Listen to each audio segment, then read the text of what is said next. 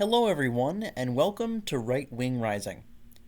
So, this past Tuesday, on March 19th, we had the third edition of Super Tuesday in the 2024 primary election cycle. And the five states where voters were casting their ballots were Illinois, Ohio, Florida, Arizona, and Kansas. In both Illinois and Ohio, there were also down ballot races that were pretty significant in addition to the presidential primary. So there are many results to look at, and it was a phenomenal night for the conservative movement. One result in particular being especially very important for the November elections. But before we get into all of that, please make sure to like this video down below and subscribe to the channel if you're new. It greatly helps out the channel and gets my content out to more viewers. First, we'll take a look at Ohio because this was probably the most important state for reasons that I'll get into. First, obviously at the presidential level, Trump won 80% of the vote, won every single county, and he got almost 900,000 votes in the primary, a state he has been historically strong in compared to Republicans of the past. And it looks like things have not changed since 2020. And also down ballot, the big race was for the United States Senate, and the Republican primary featured Bernie Moreno, Matt Dolan, and Frank LaRose. I made a video about this on Monday before the Tuesday primary and basically said it was a two-man race between Moreno and Dolan. The polls were showing it very close and Dolan surging. Dolan even led in 3 of the last 5 polls leading up to Election Day. I thought it was going to be close. Everyone thought it was going to be close. But luckily, I was wrong, and Moreno won by a landslide, almost 18 points, clearing a overall majority in the primary at 50.5%, getting over 500,000 votes and winning every single county. Who could have predicted that? I don't know. It was a big shocker. Big shocker. Frank LaRose has already come out and endorsed Bernie Moreno for the general election. No word on if Matt Dolan will come out and endorse Moreno. He has been quiet after his primary defeat so far. But what's really great is a couple things. Obviously that Moreno won because he was a really good candidate. He had a good platform. He was the candidate endorsed by Trump and is the most America First MAGA candidate in the race by far and will be a phenomenal senator, along with J.D. Vance, who also endorsed Moreno, as I mentioned in my last video, if he beats Brown in November, and he's very highly favored to. And that's another good thing about him winning is he's the candidate tied to Trump in a Trump-friendly state. That Trump will win, make no mistake about it, in November, and probably should win it by his biggest margin yet. Because Biden did not perform well in the primary here, Trump performed very well, and has really done well with the working class base in this country, again, compared to most Republicans of the past especially. And he will do well in Ohio. He'll only get stronger, and with Moreno tied to him, endorsed by him, he will be pulled over the finish line by Trump more likely than not. Whereas Matt Dolan, who Trump slammed and called a rhino very accurately because he is for many reasons, some of which I went into in my past video, therefore if Dolan was to become the nominee, he probably would drag the Republicans down and their chances down in that Senate race in November because a lot of Trump voters probably would not vote for him because he is a moderate neoconservative Republican. So it wouldn't have been inconceivable to see him lose in November and really underperform Trump, whereas Moreno probably will run in line with Trump, maybe a few points behind because Brown is the incumbent and a more moderate quote-unquote Democrat, at least is what he presents to the world. And Dolan was considered the electable candidate, yet he couldn't win a single county in the primary, only got a third of the vote, yet we expect that he would take down Brown in November? Give me a break. So Moreno, huge that he won because he's the better candidate. He'll make a phenomenal senator, and Ohio will have a great Senate delegation with J.D. Vance and Bernie Moreno in the United States Senate. So that's wonderful news, and like I said, he also gives us our best shot to take out Sherrod Brown. Ohio is turning a corner to be a pretty safe Republican state, and it's especially Trump-friendly. You want as conservative a candidate you can get in that race. And you also want someone that's as close to Trump and as close to his policy platform as possible because they're going to do pretty well if that's the case. So that was a really great result to see Matt Dolan resoundingly rejected by Republican voters in Ohio. And lastly, also because the primary happens 8 months before the general election in November, it gives Moreno plenty of time to unite the Republican Party behind him to go out and win in November. Now, also down ballot in the U.S. House delegation in Ohio, some of those races there, a couple notable ones were in the 2nd District. Taylor won with 25% of the vote, eking out the victory, and he was the most conservative candidate in the race. He's pledged to join the House Freedom Caucus, so they'll gain a member, which is a very, very positive development.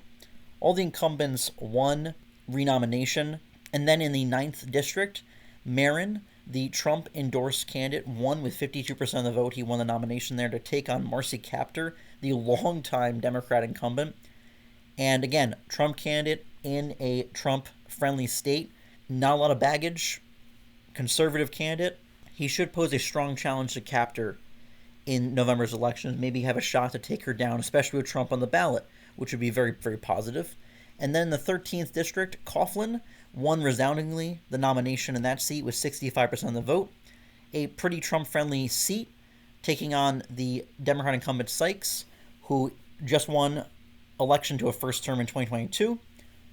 So hopefully he can flip that seat red in November.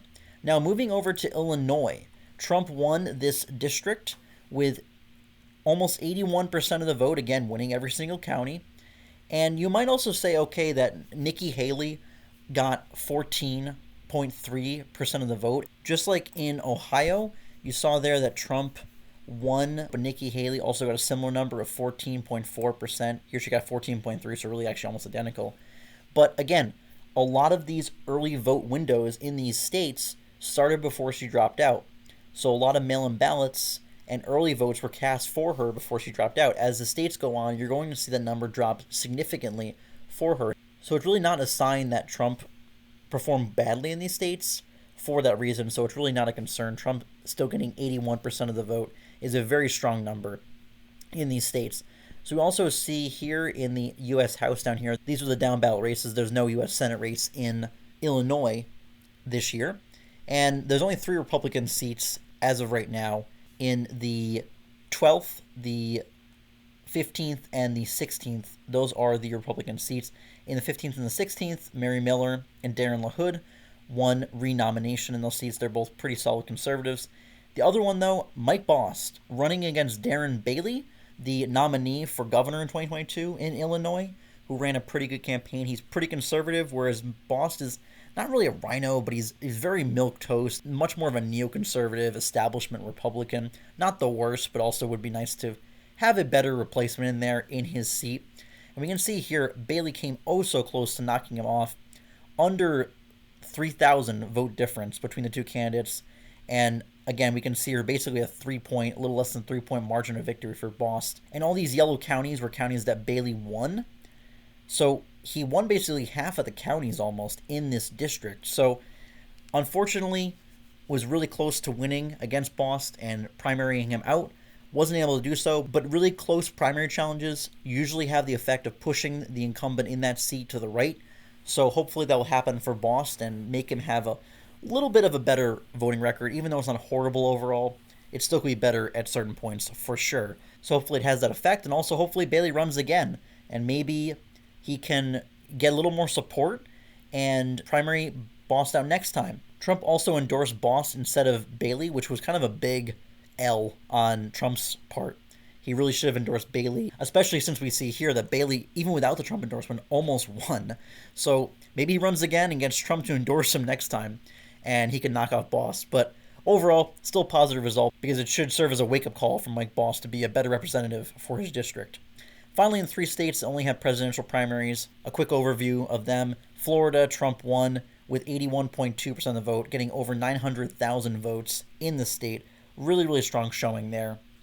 And in Kansas, he got 75.5% of the vote, and this was a little bit lower than the other states by about 5%. But Kansas historically does not have very high turnout in presidential primary races. So again, a solid victory there for Donald Trump.